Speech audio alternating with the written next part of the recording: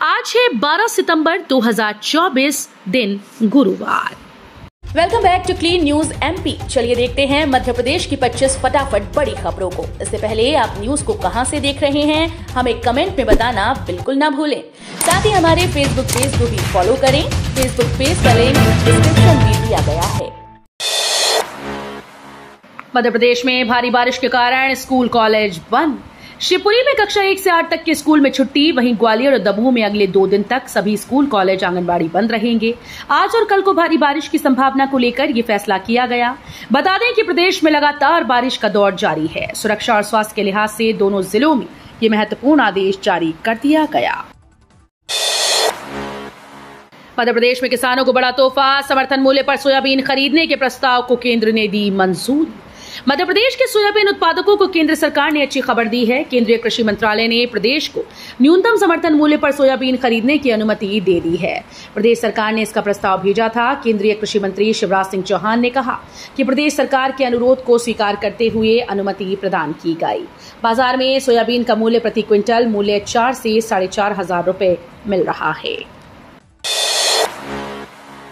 मध्य प्रदेश के 3 medical colleges में विशेष जांच शुरू करने की तैयारी। प्रधानमंत्री नरेंद्र मोदी ने वर्ष 2047 तक देश को सिकल सेल एनीमिया से मुक्त करने का लक्ष्य रखा है। इस दिशा में प्रदेश में जांच और उपचार की सुविधाएं बढ़ाई जा रही हैं। सिकल सेल एनीमिया से पीड़ित संतान का जन्म न हो, इसलिए गर्भ में ही रक्त परीक्षण किया जाएगा। राष्ट्रीय स्वास्थ्य मिशन ने इसके लिए मेडिकल कॉलेजेस से प्रस्ताव मांगे हैं। अभी तक इंदौर, जबलपुर, रीवा के सरकारी मेडिकल कॉलेज ने प्रस्ताव दिया है। पुलिस कस्टडी में हिंसा या मौत पर एसपी भी होंगे जिम्मेदार। 24 घंटे कांस्टेबल करेगा कैदी की निगरानी।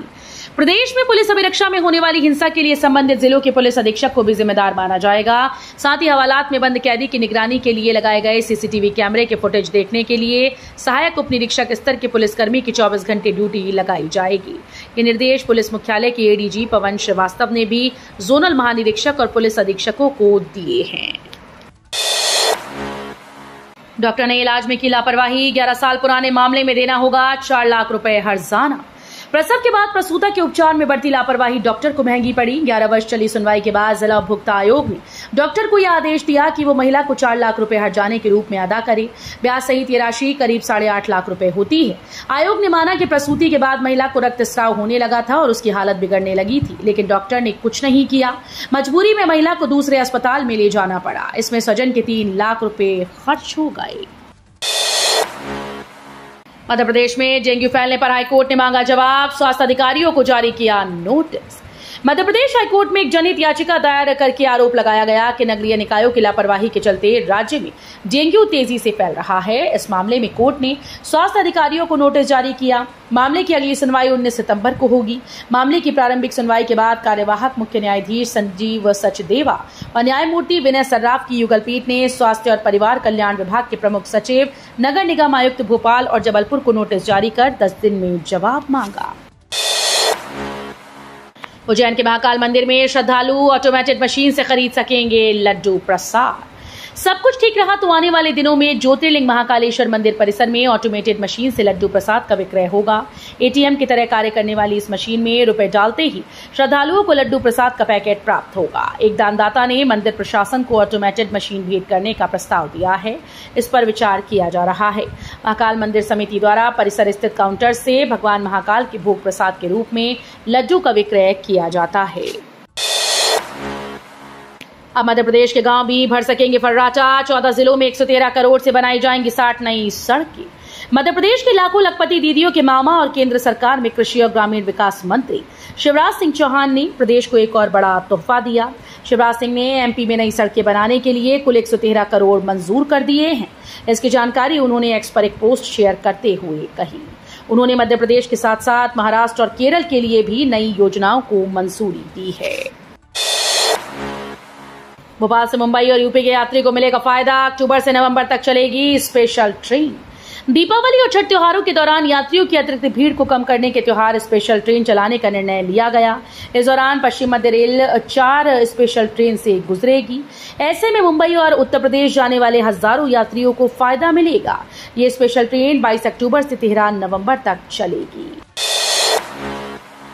एसडीएम और विधायक के बीच तीखी नोकझोंक। शाम को एसडीएम का तबादला शहर में बना चर्चा का विषय। मध्य प्रदेश के सतना जिले से एक हैरान कर देने वाला मामला सामने आया। यहाँ एसडीएम सिटी और सतना विधायक के बीच तीखी नोकझोंक हुई, जिसके बाद पूरे जिले में इस मामले की चर्चा होने लगी। हैरान करने वाली बात तो ये है कि जिस दिन सुबह ये तीखी नोकझोंक हुई, उस दिन शाम को एसडीएम का तबादला हो गया, जिसके बाद विधायक समर्थक इसे अपने नेता का प्रभाव बताने लगी, जबकि जानकारों का कहना है कि एसडीएम का तबादला नहीं हुआ, बल्कि ये प्रशासनिक सर्जरी है। एमएसपी बढ़ाए जाने को लेकर किसानों का हल्ला बोल, बड़ी संख्या में रैली निकाल जिला मुख्यालय पहुंची। मध्य प्रदेश के खंडवा नगर में बुधवार को संयुक्त कृषक संगठन के आह्वान पर जिले के करीब 84 गांव के किसान पहुंचे। यहां पहुंचे इन किसानों ने जिला मुख्यालय पर एक बड़ी रैली निकाली और सरकार के खिलाफ हल्ला बोल दिया। किसानों की इस रैली में सबसे पहले एक बैलगाड़ी पर भगवान बलराम की मूर्ति को रखा गया, तो वहीं उसके ठीक बाद बड़ी संख्या में किसान पैदल मार्च करते हुए चल रहे थे। अतिथि शिक्षकों के प्रदर्शन से झुका शिक्षा विभाग, बैठक में मांगों पर बनी सहमति, कमलनाथ ने भी सरकार को घेरा। राजधानी भोपाल में हजारों अतिथि शिक्षकों के द्वारा एक दिन पहले किए गए प्रदर्शन का असर बुधवार को देखने को मिला। दरअसल अतिथि शिक्षकों ने सीएम हाउस को घेरने की कोशिश की थी। शिक्षकों ने अपनी मांगों को लेकर भोपाल के अंबेडकर पार्क से सीएम हाउस तक तिरंगा यात्रा निकाली। इसके बाद शिक्षा विभाग के साथ अतिथि शिक्षकों की एक प्रतिनिधिमंडल की बैठक हुई और 8 मांगों पर सहमति हुई। मध्य प्रदेश ने अपनाई साइबर तहसील, 70 दिनों वाला काम 20 दिन में हुआ पूरा। साइबर तहसील के जरिए बीते 6 महीने में 1 लाख से ज्यादा किसानों के पास नामांतरण आदेश पहुंचाए गए। ये आदेश ईमेल और व्हाट्सएप के जरिए किसानों को भेजे गए। आपको बता दें कि काम इतना तेजी से हुआ कि जो काम पारंपरिक तहसील के जरिए 70 से ज्यादा दिनों में होता था, वो काम इस तहसील के जरिए 20 से भी कम दिनों में हो गया। इससे बेहद सकारात्मक परिणाम सामने आए हैं। आपको बता दें कि साइबर तहसील की कार्यप्रणाली को देश में सबसे पहले मध्य प्रदेश ने लागू किया। मध्य प्रदेश के संत ने दी पीएम मोदी के चुनाव को चुनौती, इलाहाबाद हाईकोर्ट में याचिका दाखिल। देश भर में चुनाव प्रणाली, उम्मीदवारों द्वारा दी गई जानकारी, उनके प्रस्तुत दस्तावेज, मतदान से लेकर मतगणना आदि को लेकर विभिन्न अदालती मामले लहराते रहे हैं, लेकिन ये मामला चुनाव इतिहास में पहला और अनूठा मामला कहा जा सकता है। मध्य प्रदेश के सिवनी से एक याचिका इलाहाबाद हाईकोर्ट में दायर की गई।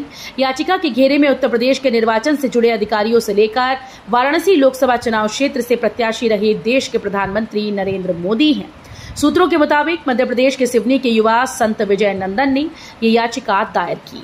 उन्होंने वाराणसी लोकसभा चुनाव को चुनौती दी। इलाहाबाद हाईकोर्ट में दायर याचिका में उनके द्वारा दाखिल किए गए नामांकन को निरस्त करने को लेकर न्याय की गुहार लगाई। क्यों नहीं दिया जा रहा ओल्ड पेंशन स्कीम का लाभ, मध्य प्रदेश हाईकोर्ट ने राज्य सरकार को भेजा नोटिस। मध्य प्रदेश कोर्ट ने राज्य शासन से पूछा है कि मेडिकल अधिकारियों को ओल्ड पेंशन स्कीम का लाभ आखिर क्यों नहीं दिया जा रहा। न्यायमूर्ति विवेक जैन की एकल पीठ ने इस सिलसिले में लोक स्वास्थ्य और परिवार कल्याण विभाग के प्रमुख सचिव और वित्त विभाग के प्रमुख सचिव को नोटिस जारी कर जवाब मांगा। यात्रियों की सुरक्षा के प्रति गंभीर नहीं रेलवे, हादसों की जांच के नाम पर हो रही सिर्फ लीपापोती। मध्य प्रदेश के जबलपुर रेल मंडल के 1 माह के भीतर हुए 3 रेल हादसों की जांच जारी है। रेलवे ने दुर्घटनाओं के कारण जानने और दोषियों को चिन्हित करने के लिए विभिन्न स्तर पर जांच समिति गठित की, लेकिन सभी मामलों की जांच अधूरी है। जबलपुर रेल मंडल सीमा क्षेत्र की अगर बात करें तो 14 अगस्त को कटनी बीना रेलखंड में असलाना पथरिया स्टेशन पर मालगाड़ी के 9 डिब्बे पटरी से उतर गए। एम्बुलेंस संचालन में हो रहा फर्जीवाड़ा, कांग्रेस का आरोप, एक ही नाम की महिला को एक दिन में 5 बार दी सेवाएं। मध्य प्रदेश एम्बुलेंस 108 के संचालन में बड़े घोटाले का आरोप कांग्रेस ने लगाया है। कांग्रेस सूचना का अधिकार प्रकोष्ठ के प्रदेश अध्यक्ष पुनीत टंडन और मीडिया विभाग के अध्यक्ष मुकेश नायक ने संयुक्त रूप से प्रेस कॉन्फ्रेंस कर बड़े खुलासे किए। पुनीत टंडन ने बताया कि राष्ट्रीय स्वास्थ्य मिशन से सूचना के अधिकार से प्राप्त जानकारी के मुताबिक विदिशा जिले में जिन मरीजों को भर्ती किया गया, उनके नामों में 1 जनवरी 2023 को मीना नाम की गर्भवती महिला रिकॉर्ड में दर्ज है। कांग्रेस का आरोप है कि एक ही नाम की महिला एक दिन में सेवा 5 बार दी गई है। फिर कहर बरपाएगा कोरोना, डॉक्टर्स की चेतावनी, नए सब वेरिएंट XEC से बढ़ सकता है खतरा। दुनिया भर में कोरोना वायरस के मामले फिर से आने लगे हैं। यूरोप में तो कोविड-19 का नए सब वेरिएंट XEC तेजी से फैलने लगा है। हाल ही में रिपोर्ट की गई कि कोविड-19 सब वेरिएंट XEC अब वैश्विक स्तर पर स्वास्थ्य अधिकारियों का ध्यान आकर्षित कर रहा है। देश में पहली बार भोपाल में पेपरलेस वोटिंग, पंचायत उपचुनाव में बैरसिया में डाला गया पहला वोट। स्थानीय निकाय चुनाव में मतदान प्रक्रिया को पेपरलेस करने की तैयारी मध्य प्रदेश के राज्य निर्वाचन आयोग ने शुरू कर दी। बुधवार को भोपाल जिले के बैरसिया विकासखंड की ग्राम पंचायत रतुआ रतनपुर में सरपंच पद के लिए हुए उपचुनाव मतदान केंद्र क्रमांक 295 में पायलट प्रोजेक्ट के रूप में पेपरलेस मतदान प्रक्रिया की गई। राहुल गांधी के बयान पर मध्य प्रदेश का सिख समाज आक्रोशित। कांग्रेस नेता राहुल गांधी द्वारा अमेरिका के वर्जीनिया में दिए गए बयान पर मध्य प्रदेश का सिख समुदाय आक्रोशित है। समाज ने इस बयान पर राहुल से माफी मांगने की मांग की। समाजजन का कहना है कि भारत जैसे देश में जहां प्रत्येक व्यक्ति को धार्मिक स्वतंत्रता है, वहां राहुल गांधी के बयान का कोई मतलब नहीं। राष्ट्रीय फ्लोरेंस नाइटिंगेल पुरस्कार से नवाजे गए 15 नर्सिंग पेशेवर। राष्ट्रपति द्रौपदी मुर्मू ने राष्ट्रपति भवन में आयोजित एक समारोह में नर्सिंग सेवा के क्षेत्र में उत्कृष्ट कार्य करने वालों को राष्ट्रीय फ्लोरेंस नाइटिंगेल पुरस्कार प्रदान किया। राष्ट्रपति ने कुल 15 स्वास्थ्य सहयोगियों को यह प्रतिष्ठित पुरस्कार प्रदान किया। केंद्रीय स्वास्थ्य परिवार कल्याण मंत्रालय ने साल 1973 में इस पुरस्कार की शुरुआत की थी। 70+ के सभी लोगों को मिलेगा आयुष्मान योजना का लाभ। मोदी कैबिनेट की बैठक में बड़ा फैसला लिया गया। इसके तहत आयुष्मान भारत योजना का दायरा बढ़ाया गया है। अब इस योजना का लाभ 70 साल से ऊपर के लोगों को भी मिलेगा। यानी इस योजना में अब 70+ के लोग भी कवर होंगे।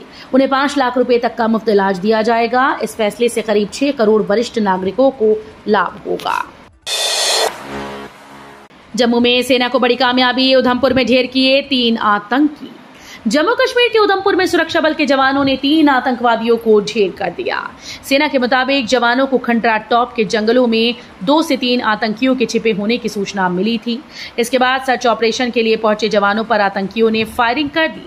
जवानों ने भी फायरिंग की। करीब 4 घंटे चले एनकाउंटर के बाद जवानों ने मौके से 3 आतंकियों के शव बरामद कर लिए। पीओके को पाक का बताने वाली से राहुल की मुलाकात पर बवाल। राहुल गांधी ने वॉशिंगटन के रेबन हाउस में अमेरिकी कांग्रेस के सदस्यों से मुलाकात की। इस दौरान राहुल के साथ अमेरिकी सांसद इल्हान उमर भी नजर आई, जिसने पीओके को पाकिस्तान का हिस्सा बताया था। इतना ही नहीं, अमेरिकी सांसद में पीएम मोदी के भाषण का भी इल्हान ने विरोध किया था। तस्वीरें सामने आने के बाद अब लोग ये सवाल उठा रहे हैं कि देश विरोधी लोगों के साथ भारत के विपक्ष के नेता क्या कर रहे हैं। ग्वालियर की प्यास बुझाने वाला तिगरा डैम फुल, लंबे अरसे के बाद नलों से रोज होगी पानी की सप्लाई।